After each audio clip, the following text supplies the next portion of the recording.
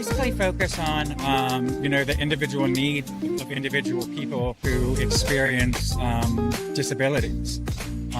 Basically, how our organization works is somebody comes in and or they call on the phone and we do an intake and find out what their personal needs are.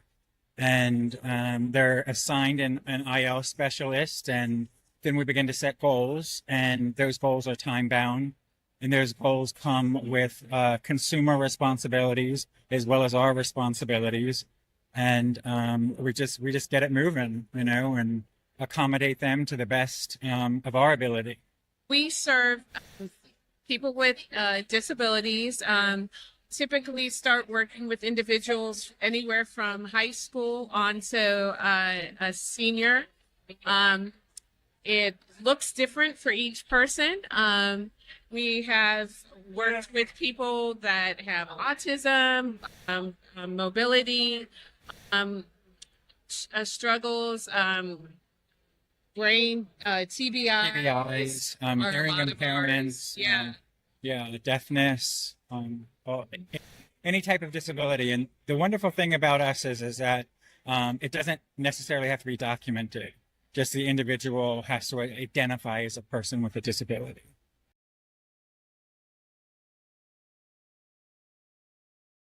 Accessible housing. That's one of the things that a lot of people come in for. And unfortunately, very few of them are we able to get them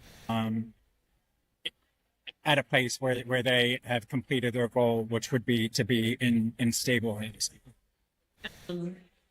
My wish is that there wasn't so much red tape, if you will, in terms of disability benefits. So SSDI and SSI, the years that individuals have to wait to receive benefits or be, so a lot of times denied and then have to go through the appeal process.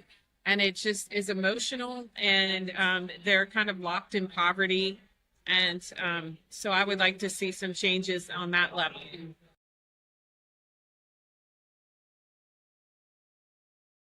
They're different, and until it's like their own family member or themselves, and then they realize that we're all actually all the same. And like you said, at any given moment, you could be faced with a disability as you age, but it can also be through accidents and things like that, that you're one possible day away from being within the disability community. And so if services, housing, people, communities, agencies could all wrap ourselves around with how can we make it more inclusive and accessible for all individuals that have some, that identify with a disability. How can we include them?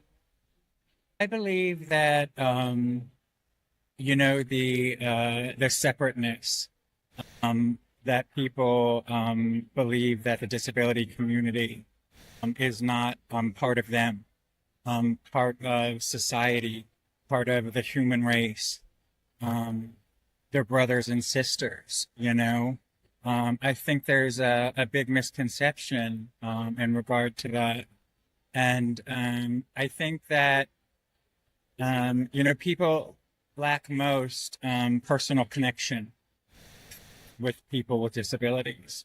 The wonderful thing about our job is we meet a couple people a day sometimes, so that adds up over the course of a week. And ultimately, we know that those are all individual human beings with individual personalities, individual thoughts, individual desires, just like the non-disabled, The only thing is that there's a physical or mental experience that's hindering them from being as productive as they can possibly be. Take advantage of your Center for Independent Living in your area and to contact them. And we do really wrap around our services around individuals, and it may look different for each person, but we're here, and in most cases, our consumers are when they find out about us through referral or just find out on their own, it's like a weight has been lifted off of their shoulders because they have someone that they can talk about their experiences and have someone peer to peer that can, identify, listen, and try to cultivate programming around what their needs are. So I would say reach out to your local Center for Independent Living. What about you, Darren? I would definitely say, to kind of piggyback on what I said before, is, if you encounter a person with a disability, give it the opportunity, get to know them, listen to what they have to say, share with them what you have to say. And, I think that you'll realize that we're all just individual people trying to navigate this life with what we have and what some of us don't have.